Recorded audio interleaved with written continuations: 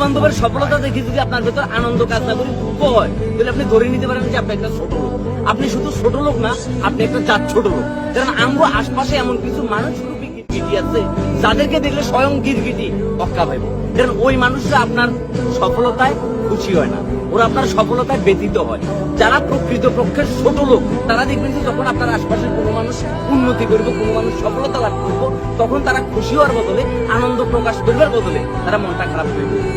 এর ছোট লোকেরা মনে যে লোকটাই যে সফল হয়েছে, ওই লোকটা কিন্তু কষ্ট করে পরিশ্রম করে একটা জায়গায় আসছে।